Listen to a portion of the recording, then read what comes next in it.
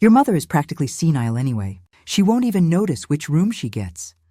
Those words, spoken by my son's fiancée through an open window, changed everything. But let me start at the beginning. My name is Eleanor Whitmore, and at 76 years old, I've learned that people make dangerous assumptions about elderly women. They see gray hair and wrinkles and assume diminished capacity.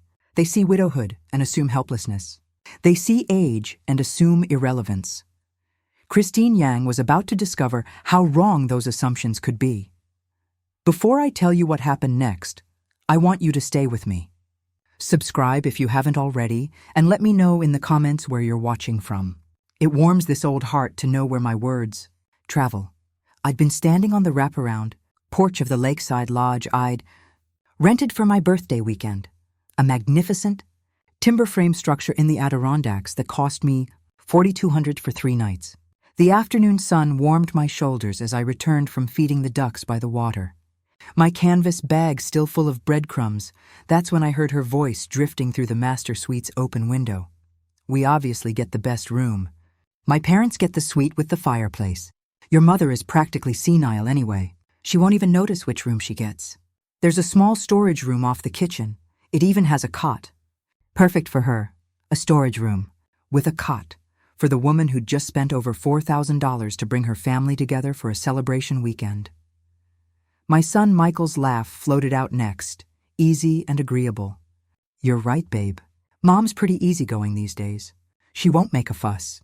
Easygoing. That's what they called grief now. The careful navigation of loss, the deliberate choice not to burden others with your pain, that was being easygoing." I stood perfectly still on that porch, breadcrumbs forgotten, my 76-year-old heart hammering with something I hadn't felt in years. Pure, clarifying rage. You see, I hadn't always been alone. For 52 years, I'd been half of Eleanor and Thomas. We'd built a life together, raised 2 sons, grew a business, weathered every storm as a team. When Thomas died 4 years ago, the world became quieter, smaller, lonelier. But I'd survived. I'd adapted. I'd learned to be whole again instead of half. But apparently, to Christine and my own son, I'd become something else entirely, disposable. I carefully set down my bag and pulled out my phone. Time to make some calls. Because this particular senile old woman had a few tricks left to teach these young people about respect, gratitude, and the high cost of underestimating your elders. The lodge was everything the photographs had promised. Floor-to-ceiling windows overlooked the pristine lake. Massive stone fireplaces anchored both the great room and the master suite, and the kitchen could have serviced a small restaurant. 5 bedrooms, each more luxurious than most people's homes. I'd chosen this place specifically. Michael's 30th birthday was approaching, and I knew he loved the outdoors. I'd planned this as a surprise, a weekend for him, his fiancée Christine, her parents whom I'd never met, and my younger son Peter, who was driving up from Philadelphia, or at least, that's what I'd originally intended. By the time Christine's parents, James and Susan Yang, arrived at 6 that evening, I'd already made 3 phone calls and rearranged quite a bit of my weekend plans. The Yangs were a handsome couple in their early 60s, James with distinguished silver temples, Susan with the kind of effortless elegance that comes from good genes and better skin care. Mrs. Whitmore. Susan embraced me warmly at the door. "This place is absolutely stunning. We can't thank you enough for including us in your birthday celebration." At least someone remembered whose birthday we were actually celebrating. "Please call me Eleanor," I said, ushering them inside. "I'm so glad you could make it. I've been looking forward to meeting you both properly." James shook my hand with genuine warmth. "The pleasure is entirely ours. Christine has told us so much about you and your late husband's business accomplishments." Thomas Whitmore. Wasn't he the founder of Whitmore Technical Solutions? He was, I confirmed, pleased that someone had done their homework. "We built it together, actually. I handled all the operations and finance while Thomas focused on engineering and client relations." Susan's eyes widened with obvious respect. "You must have quite a head for business." Christine mentioned the company sold for a substantial sum a few years ago. Had Christine mentioned that? How interesting, given what I'd overheard earlier. Michael and Christine emerged from the master bedroom, my master bedroom. with my magnificent lake view and my soaking tub, looking refreshed from their drive. Christine wore white linen pants and a silk blouse that probably cost more than most people's monthly grocery bills. Everything about her screamed careful curation. The highlighted hair, the subtle jewelry, the practiced smile. Mom! Dad! She kissed both parents' cheeks before turning to me with that same practiced warmth. Eleanor, I hope you don't mind, but Michael and I took the master suite since we'll be working on some wedding planning this weekend. You're okay with the small room by the kitchen, right? It's cozier for one person. The lie was delivered so smoothly, with such confidence, that I almost admired her audacity. She'd reframed a storage closet as a cozy choice while claiming the weekend was about wedding planning. News to me. James frowned slightly. Wait, Eleanor, where are you sleeping? Surely not. Everything's fine, I interrupted, my smile never wavering. I'm perfectly comfortable wherever I am. This weekend is about bringing family together. Susan was studying me with sharp, intelligent eyes. Unlike her daughter, she seemed to sense the undercurrents in the room. My younger son Peter arrived an hour later, his journalist's instincts immediately picking up on the tension. At 45, Peter had inherited his father's analytical mind and my stubborn streak. He took one look at the room assignments and pulled me aside in the kitchen. Mom, what the hell? You're sleeping where? The storage room, apparently, I whispered. Complete with a cot Christine thoughtfully prepared for this senile old woman. Peter's face darkened. She said, what? I overheard her this afternoon. Quite an education in what my son and his fiancée really think of me. I patted his arm. But don't worry, darling. I have a plan. Should I be worried? Probably, I smiled. But it's going to be educational for everyone. Dinner that evening was a masterclass in passive aggression. I'd arranged for a local catering company to prepare a spectacular meal. Lobster, prime rib, all the trimmings. Christine immediately took credit. Eleanor and I coordinated this menu weeks ago, she announced to her parents as we sat down. We wanted to make sure everyone had their favorites. Another smooth lie. I'd ordered this meal exactly 4 days ago, specifically requesting dishes I knew Michael loved from childhood. Christine had been consulted on nothing. Susan looked confused. That's funny, dear. I thought you told me last week that Eleanor had planned this weekend as a surprise. Christine's smile tightened almost imperceptibly. Well, of course, the original idea was Eleanor's, but Michael and I have been helping coordinate all the details. It's been such a collaboration.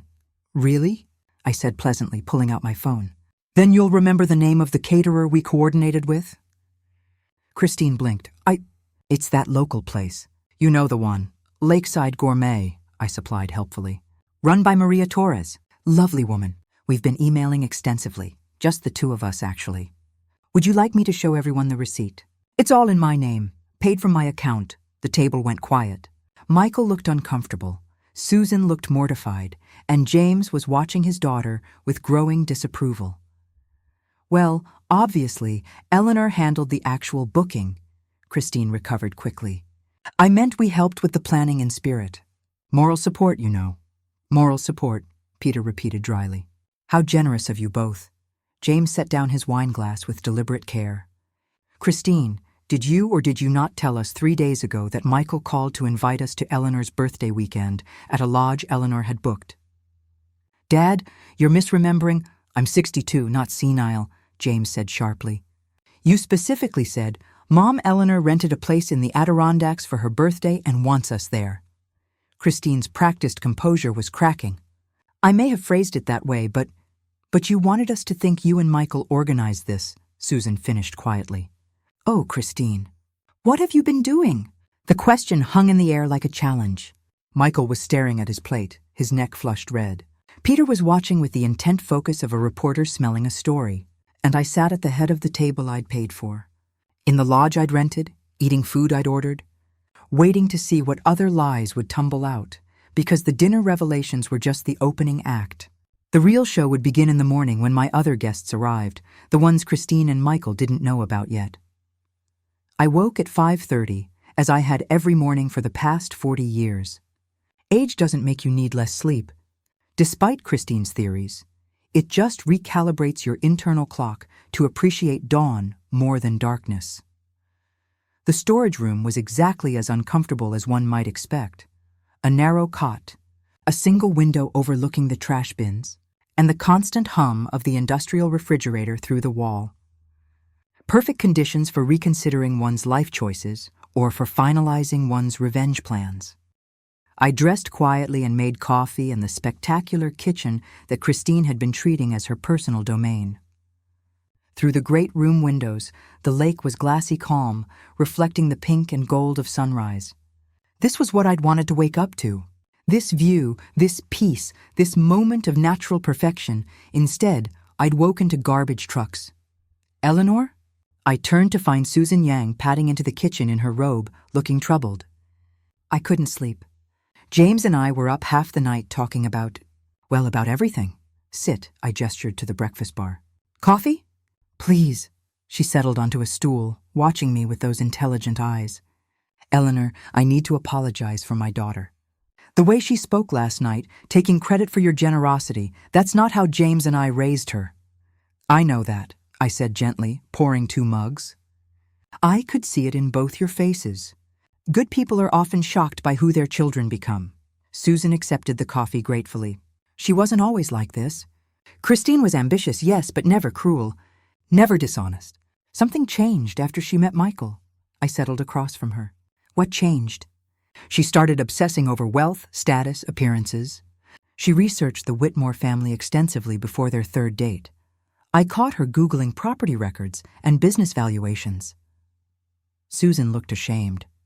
At the time, I thought she was just being practical, making sure Michael was stable. Now I wonder if she was calculating. Calculating what? Access. Susan's voice was barely above a whisper. Eleanor, how much financial help have you given Michael and Christine since they got engaged? I'd been waiting for someone to ask that question.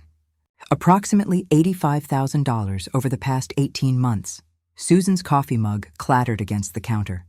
$85,000? Down payment help, wedding expenses, emergency home repairs, medical bills, investment opportunities, I listed. Every few weeks, there was a new crisis requiring immediate cash. And you just gave it to them? Michael is my son. When he came to me, desperate and ashamed, needing help, what was I supposed to do? Let him lose his home? Let him suffer? I shook my head.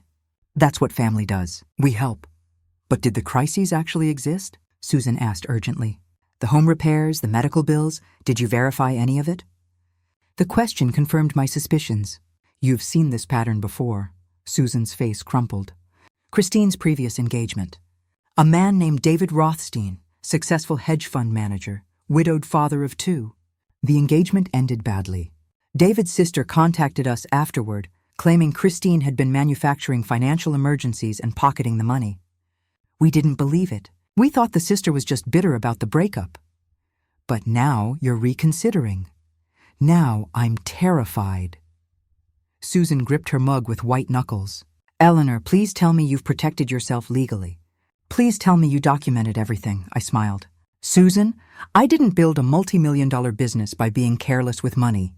I've documented everything extensively, and not just the financial transactions. What does that mean? Before I could answer, headlights swept across the great room windows. A car was pulling into the driveway at 6 a.m, right on schedule. Susan looked alarmed. Are you expecting someone? Several someones, actually. I stood, smoothing my sweater. Susan, would you mind waking James? He's going to want to see this. The first car contained Martin Rothstein, David's brother, carrying a briefcase full of documentation about Christine's previous relationship. The second car, arriving 10 minutes later, held Amanda Chen, my private investigator, with her own files. The third car brought the real surprise, Detective Rachel Morrison from the New York State Police Financial Crimes Unit.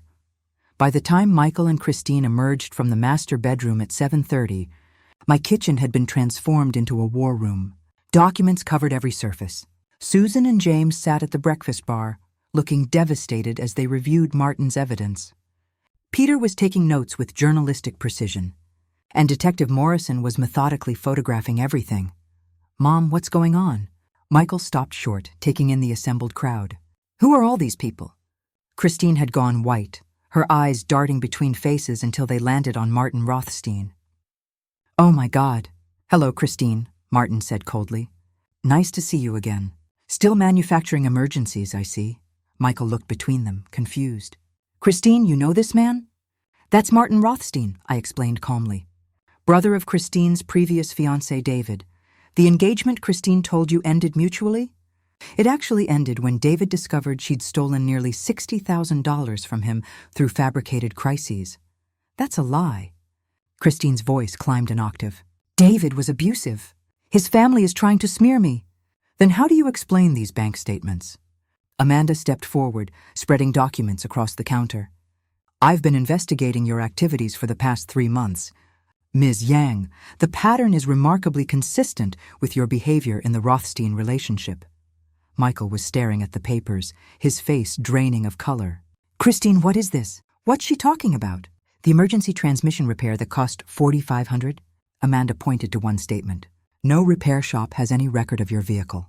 The medical specialist appointments requiring $3,000 up front? No doctor by that name practices in New York. The investment opportunity needing $15,000 immediately? The company doesn't exist. Susan made a small, wounded sound. James had his head in his hands. You lied to me, Michael whispered, still staring at the evidence. Every emergency, every crisis, you lied. I can explain. The storage room, I interrupted quietly. The cot where you planned for this senile old woman to sleep while you enjoyed accommodations I provided. Was that also explainable? Detective Morrison looked up sharply. Excuse me? Yesterday afternoon, I overheard Miss Yang telling my son that I was practically senile and suggesting I sleep in a storage room in the lodge I'd rented for my own birthday celebration. I met Christine's panicked eyes. She also claimed I wouldn't notice which room I received, that I was too far gone to care about basic dignity. James stood up suddenly, his face dark with anger. Christine Marie Yang, is that true? Dad, she's exaggerating. I have a recording, I said simply, pulling out my phone. My hearing aids have a recording function. Wonderful modern technology. Would you like to hear exactly what was said about this senile old woman? The silence that followed could have shattered glass. Michael found his voice first, small and broken. Mom, I didn't know you were recording. I wouldn't have, if you'd known I was recording, you wouldn't have laughed along with your fiancé's cruelty? I asked gently. Michael, that's not actually the defense you think it is. Peter touched my shoulder, his voice thick with emotion. Mom, play it. Everyone should hear exactly who Christine is. I pressed play. Christine's voice filled the kitchen, crisp and clear. Your mother is practically senile anyway. She won't even notice which room she gets. There's a small storage room off the kitchen, perfect for her. Then Michael's laugh, easy and agreeable. You're right, babe. Mom's pretty easygoing these days. And finally, Christine again. Besides, at her age, she probably prefers being near the kitchen anyway. Easy access to her midnight snacks. Susan was crying openly now. James looked like he'd aged 10 years in 10 seconds. Michael stood frozen, the weight of his casual cruelty finally landing on him. I need to sit down, Michael said faintly. There's a cot in the storage room, Peter suggested acidly. I'm sure you'd find it adequate. Detective Morrison was making notes. Mrs. Whitmore, I'm going to need copies of all your documentation, financial records, communications, recordings. What we're looking at here appears to be a pattern of financial elder abuse spanning multiple relationships. Elder abuse? Christine's voice was shrill now. That's insane. Eleanor offered to help us. I never forced her to give us money. But you manufactured crises to manipulate that help, Amanda said calmly. You researched Mrs. Whitmore's assets, property records, insurance policies, investment accounts. You studied her routines, her vulnerabilities, her social connections. That's not the behavior of a daughter-in-law seeking legitimate help. That's predatory behavior. Martin opened his briefcase. It's exactly what she did to my brother. David was grieving our mother when Christine started her campaign. She researched obituaries, found vulnerable targets, and exploited their grief. She's a professional. You're all insane. Christine backed toward the master bedroom. I'm calling a lawyer. Actually, Detective Morrison said pleasantly, I'd prefer you didn't leave just yet. I have some questions about your financial activities in 3 different states. James stood up, his voice heavy with shame and resignation. Christine, stop talking. Susan, call our attorney, not for Christine, for us. We need to understand our legal exposure if our daughter has been committing fraud. Dad, you can't be serious. I'm very serious. James's voice cracked. Eleanor has been nothing but generous to this family, and you've repaid that generosity with theft, lies, and cruelty. I'm ashamed to call you my daughter. The words hung in the air like a death sentence. Christine looked around the kitchen at the assembled faces. Her parents' betrayal, Michael's shock, the detective's determination, my quiet satisfaction, and something in her finally broke. Fine! She grabbed her purse from the counter. Fine, I'm the villain. I'm the bad guy for trying to secure my future with a man whose family has more money than sense. Eleanor, you want to know why I planned for you to sleep in a storage room? Because you're a bitter old woman who can't let go of the past. You're so desperate to feel needed that you throw money at problems, then act surprised when people accept it. Is that what you tell yourself? I asked quietly. That taking advantage of grief and generosity is somehow my fault? You enabled it. Every time I told Michael we needed help, you just wrote another check. You never questioned, never pushed back. You were so eager to be the hero that you made yourself the victim. The psychology was fascinating, really. Christine had managed to convince herself that I'd somehow forced her to exploit me. Michael's voice was barely audible. Christine, stop talking, just stop. But she couldn't stop. The mask had finally shattered, and years of calculated manipulation were pouring out in angry torrents. And you, she whirled on Michael. Don't act so shocked. You knew we were exaggerating some of the emergencies. You knew your mother was too trusting. You benefited from every dollar just as much as I did. I thought we had real problems, Michael said, but his voice carried no conviction. You thought it was easier not to ask questions. Christine shot back. You thought having access to family money was your birthright. Don't act like you're some innocent victim here. Peter stepped forward. That's enough. Christine, you need to leave, now. With pleasure. Christine grabbed her designer purse. I'm done with this family anyway. Done pretending to care about boring family dinners and Eleanor's endless stories about the good old days with Thomas. Done smiling through her needy attempts to stay relevant. Done with all of it! She stormed toward the door, then paused, delivering one final blow. And Michael? We're done too. Find yourself another meal ticket. The door slammed behind her with satisfying finality. In the silence that followed, James slowly sank back onto his stool, looking utterly destroyed. Susan was crying softly against his shoulder. Michael stood frozen in the middle of the kitchen, processing the destruction of his engagement, his mother's betrayal, and his own complicity. Detective Morrison broke the silence. Mr. Yang, Mrs. Yang, I'm sorry you had to witness this, but I want to assure you that Eleanor, Mrs. Whitmore, is not pressing charges against you for your daughter's behavior. James looked up, his eyes red. Why not? We raised her. Her behavior reflects on us. No, I said firmly. Her choices are her own. You're good people who are horrified by what your daughter became. That's not the same as being responsible for it. Susan reached across the counter to grip my hands. Eleanor, I'm so sorry. So deeply, profoundly sorry. I know you are. I squeezed back. And I accept your apology. Michael finally found his voice, small and broken. Mom, there's nothing I can say that makes this better, is there? No, I agreed. There isn't.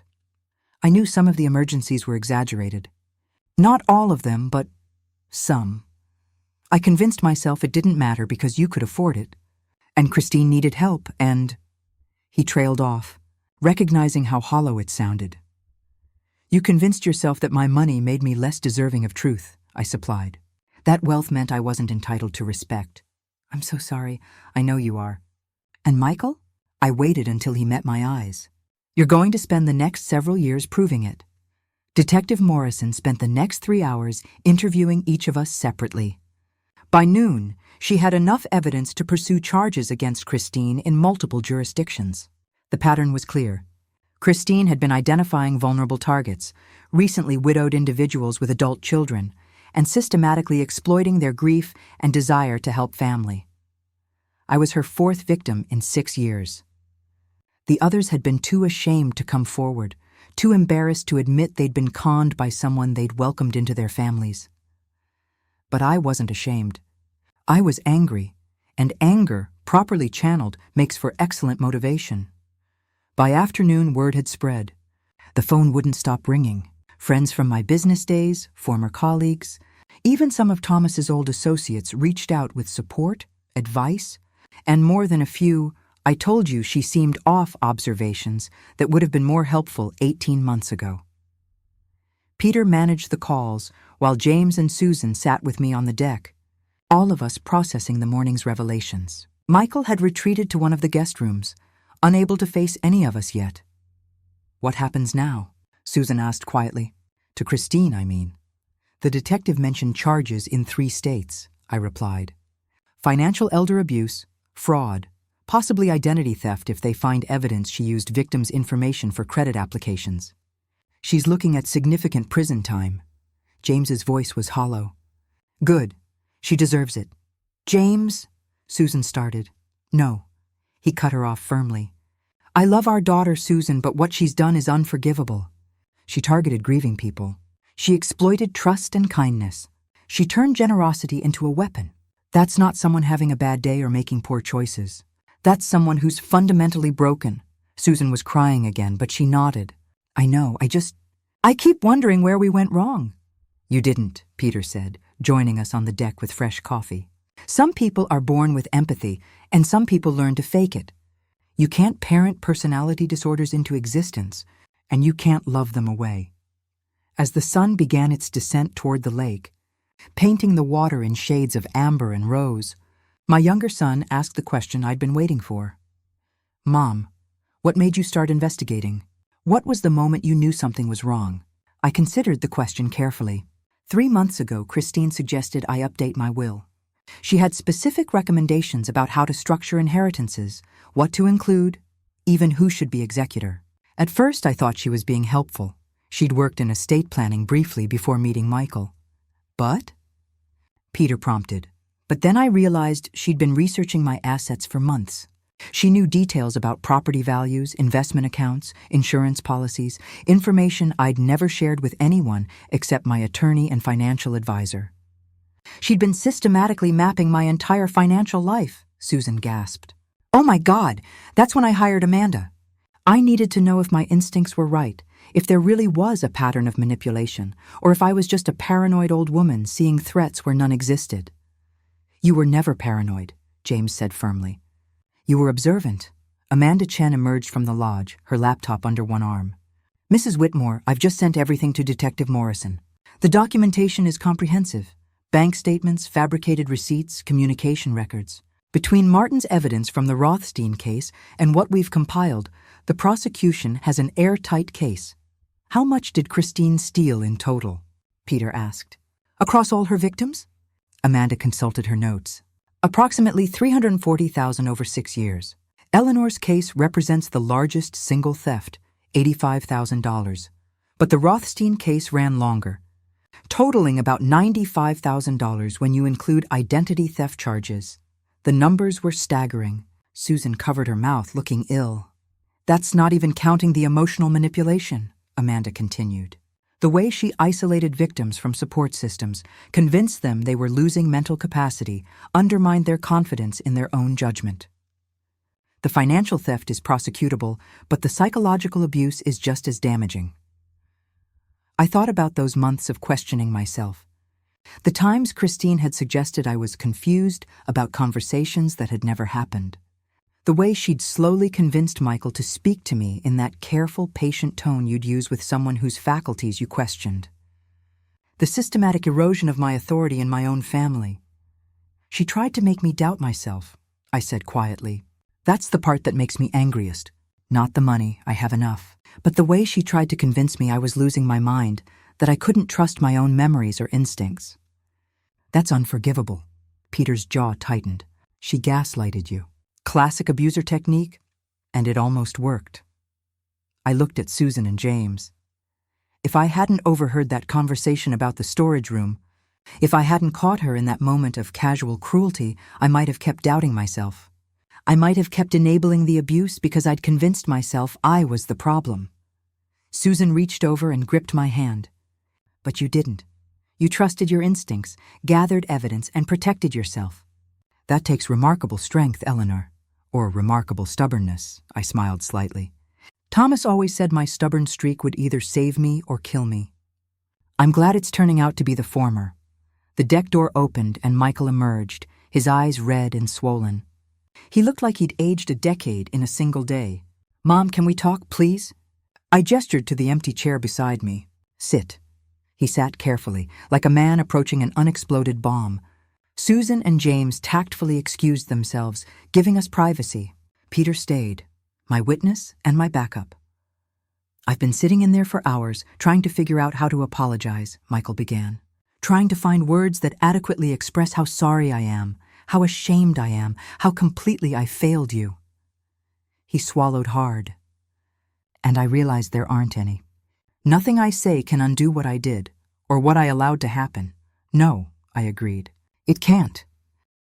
I've been replaying every interaction, every request for help, every time Christine manufactured a crisis. And Mom, I swear, at first I believed them all. The car trouble, the medical bills, the roof leak, I thought they were real emergencies. At first, I repeated. But not always. His face crumpled. Not always. By month 6, I started noticing inconsistencies. Details that didn't quite add up. But Christine was so confident, so convincing, and it was easier to just not question it. Easier to take your checks and convince myself you could afford it, that it didn't really hurt you. It wasn't about the money, Michael. I know that now. Tears were streaming down his face. It was about trust, about respect, about treating you like a person who deserved honesty instead of a resource to be managed and exploited. Peter spoke up, his voice hard. Did you know about the storage room plan? Michael's silence was answer enough. Jesus Christ, Michael. Peter's disappointment was palpable. You let your fiancé plan to put our mother in a storage room, and you said nothing? I thought she was joking at first. Michael's voice broke. Then when I realized she was serious, I told myself it didn't matter because Mom wouldn't care, because she's adaptable, because you'd stopped seeing her as a person who deserves dignity, Peter finished coldly. You'd reduced her to a convenient ATM who should be grateful for whatever scraps of respect you threw her way. The words hit like physical blows. Michael doubled over, shoulders shaking with sobs. I let him cry. Sometimes, shame needs to be felt fully before healing can begin. Eventually, he raised his head, his face blotchy and swollen. Mom, I don't deserve forgiveness. I know that, but I want to spend the rest of my life trying to earn it back. I want to be the son you deserve instead of the one I've been. What does that look like? I asked quietly. What are you actually willing to do? He took a shaky breath. Whatever it takes. Therapy to understand how I let this happen. Working to pay back every penny you gave us. Rebuilding trust through action, not just words. And most importantly, never, ever taking you for granted again. Those are good intentions, I said. But intentions are easy. Follow through is harder. I know. That's why I'm asking for a chance to prove it. Not immediately, not until you're ready. But eventually, when you can bear to look at me without disappointment. I want the opportunity to show you I can be better. I studied my son's broken face, seeing both the child who'd once brought me dandelions and the man who'd betrayed my trust. Recovery wouldn't be quick or easy. Trust once shattered takes years to rebuild. But families are complicated. Love doesn't disappear just because it's been tested. It just becomes more careful, more conditional, more hard-won. Okay, I said finally. Here's how this works. You're going to start by being completely honest about everything. Every lie Christine told, every crisis that was exaggerated, every moment you knew something was wrong but stayed silent. Full transparency, full accountability. Michael nodded desperately. Yes, anything. Then you're going to work with Amanda and Detective Morrison to provide evidence about Christine's activities. You're going to help them build the case that protects other potential victims. Of course. And finally, you're going to accept that our relationship has fundamentally changed. I'm not the unlimited resource I once was.